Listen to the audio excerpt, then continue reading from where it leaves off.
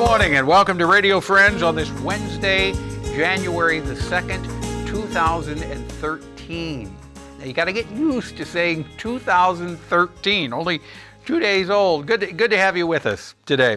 We've got two guests. Let's start first of all with John Baker. Good to have you here, John. Paul, good to be here. Thank you so much. Happy New Year to you. Thank you. Happy and New you. Year. It is 13. We're going to talk about the City of Columbia Howard B. Lang Jr. Award for Outstanding Consumer Services. Now that's quite a title. Outstanding Community Service. Community Service. That's all right. Okay. It is a long title. It does fit on a really big business card. Yeah. Tell me about it. Well, this is an award that is given to a worthy community citizen volunteer of the City of Columbia. So it's not just anybody who volunteers at your local church or civic club. I need to explain that. This is for people who volunteer for City of Columbia services or programs. Okay. So it does have that limitation. Yeah. But it's given each year in honor of Howard B. Lang Jr., who was the City of Columbia's mayor from 1953 to 1957.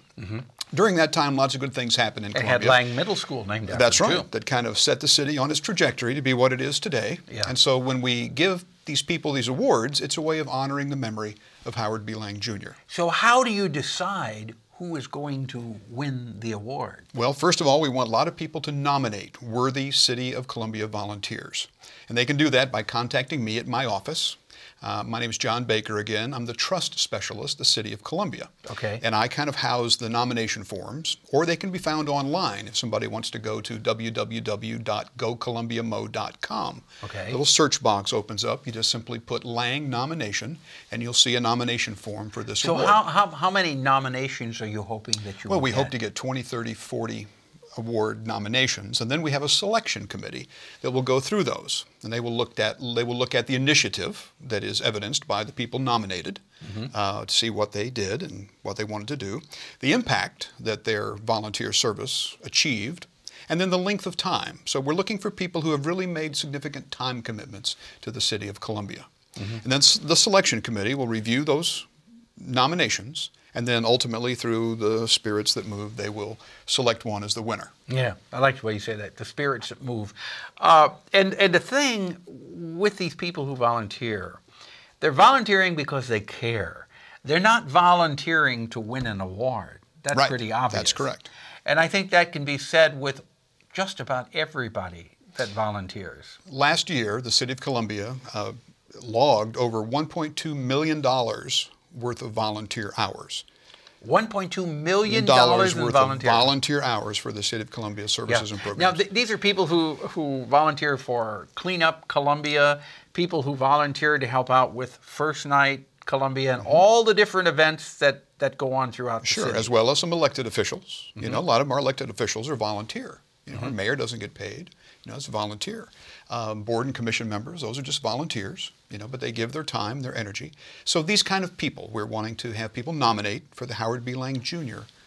Award for Outstanding Community Okay, Service. when does the nomination close? January 18, and today's January 2nd, so that you gives got us 16 days. 16 days You got only. 16 days. So give it some serious thought.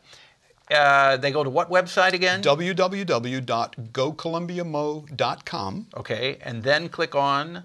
They can, a little search box, they can just put the words Lang nomination in the search box, Okay. and they'll get the form. Or they can call me at 817-5027, area code 573. And when will the award be given? It'll be announced in late January, maybe early February, and then presented sometime later in the spring. Okay. All right.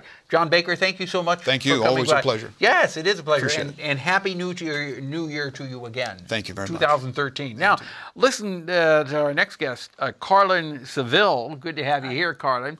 Mizzou Botanic Garden. And you are having a special event this coming Friday, That's January correct. 4th. Yeah. What is it? The plant fashion show. A plant fashion show. Okay. Yes. We'll get into that in a second, but tell us a little bit about Mizzou Botanic Garden.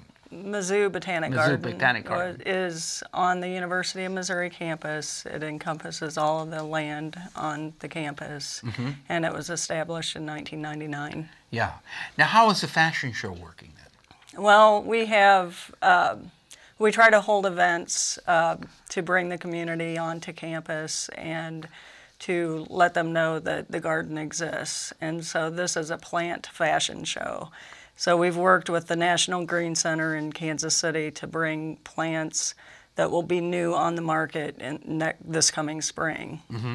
And we also worked with textile and apparel management students on campus. They designed the outfits to go along with the plants. So are they going to be carrying the new plants or walking out? Yes, they'll be carrying the plants. The plants, and then they will be modeling their outfits that match the specific plants. That's correct.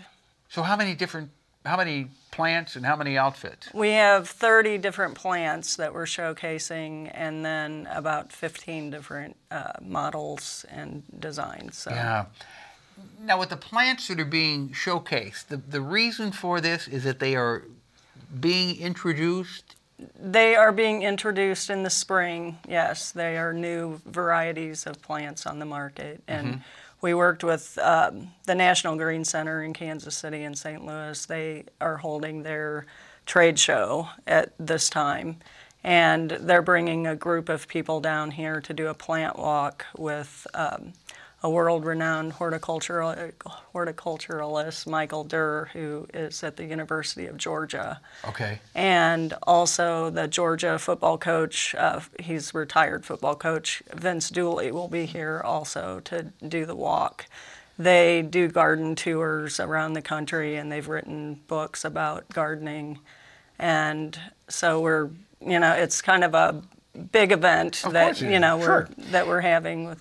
Now, if people want to come to this, how do they go about getting tickets? Well, it's this Friday in Stotler Lounge at Memorial Union at 7 p.m. So you just come? You just come. Oh, you don't have to have tickets in advance. The tickets will be sold at the door, and they're $5. Okay. So just come. Again, the location is? Stotler Lounge, Memorial Union. And the time? 7 p.m.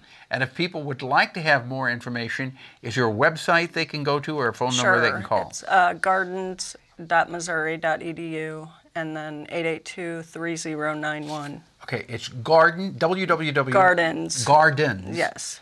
.missouri.edu. And you'll have all the information about the plants that are being, the new plants that are being introduced, and the fashion show, and where to come and why. Right. Thank you so much, Karlan. It's a pleasure meeting you. Nice to meet you. And Happy New Year to you. Thanks. Okay, we're out of time for today. Tomorrow we're talking about the Phoenix programs. Our program directed by Travis McMillan of the Reynolds Journalism Institute. Audio is Pat Akers from KBIA. Our floor director is Elizabeth Hyten, and our assistant producer and guest coordinator, Uncle James Mauser. And I'd love to hear from you. If there's something you would like to hear on the air, drop me an email, pepperp@missouri.edu. See you tomorrow. Bye-bye.